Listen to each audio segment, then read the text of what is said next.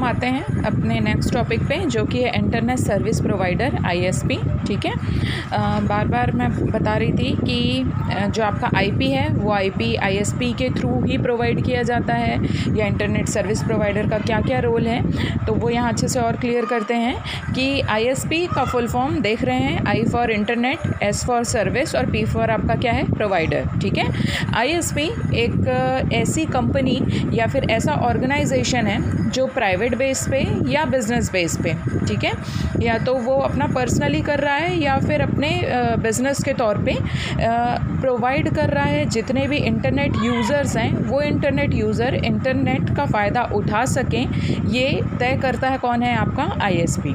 ठीक है, यानी एक ऐसी कंपनी जो आपको इंटरनेट की सर्विसेज का लाभ उठाने के लिए आपको कुछ फैसिलिटीज़ प्रोवाइड करती है। ठीक, तो ये जो ISP है, इंटरनेट सर्विस प्रोवाइडर, कितने टाइप से वो अपनी सर्विसेज प्रोवाइड करते हैं कि आप इंटरनेट की सर्चिंग कर सकें या सर्फिंग कर सकें या इंटरनेट एक्सेस कर सकें। तो 3 टाइप्स थे बेसिकली, आपने शायद ही नाम सुना होगा। पहला है डायल-अप, सेकंड है हाई स्पीड इंटरनेट जिसको ब्रॉडबैंड भी बोला जाता है, ये सेकंड वाला शायद आपने नाम ज़्यादा सुना होगा। थर्ड है आपका DSL यानी डिजिटल लाइन सब्सक्राइबर। ठीक है, मैक्सिमम पहले डायल-अप थे, ये थोड़े ज़्यादा सस्ते थे, पर सस्ते होने के साथ साथ इनकी स्पीड बहुत स्लो थी।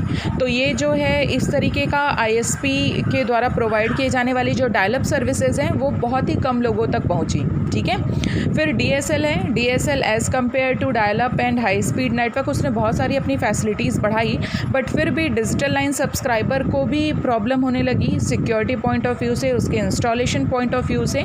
तो मैक्सिमम जो अभी एज करेंट पॉइंट पे यूज़ किया जाने वाली जो ISP की सर्विसेज हैं वो हम कौन सी सर्विसेज यूज़ करते हैं, ब्रॉडबैंड सर्विसेज। इट मीन्स यदि आपके पास कंप्यूटर है, आपके पास मॉडेम है, तो आप ये बिल्कुल नहीं सोच सकते कि आप इंटरनेट सर्फ कर सकते हैं, जब तक ISP जो है यानी कि वो कंपनी जो आपको इंटरनेट सर्फ करने की या इंटरनेट यूज़ या एक्सेस करने की सर्विसेज ना दे। ये ISP आपका नाम, आपके लिए लॉगिन ID और पासवर्ड तय करता है, तब कहीं जाके आपका कंप्यूटर कनेक्ट हो पाता है किससे, इंटरनेट से। और आप इंटरनेट की जो डिफरेंट सुविधाएं हैं, मल्टीमीडिया टाइप की सुविधाएं कि आप टेक्स्ट है, ऑडियो है, वीडियो है, किसी भी टाइप की सर्फिंग आप कर पा रहे हैं, वो तभी कर पा रहे हैं जब आपके ISP यानी इंटरनेट सर्विस प्रोवाइडर आपको वो फैसिलिटी दे रहे हैं। मैं बार बार इनका एग्जांपल बता चुकी हूँ, जैसे कि जियो है, जैसे कि गवर्नमेंट सेक्टर की जो ISP प्रोवाइडर है वो आपका BSNL है, प्राइवेट सेक्टर में आपके एयरटेल हैं और डोकोमो है। ठीक है, आइडिया है, ये सब आपके क्या हैं, ISP, यानी वो कंपनी जो आपको सर्विस प्रोवाइड कर रही है ताकि आप किससे कनेक्ट हो सकें, इंटरनेट से कनेक्ट हो सकें। आपके पास फ़ोन है, आइडिया का सिम है, तो क्या इतना पॉसिबल है, मतलब इतना सफिशिएंट है क्या आपके लिए?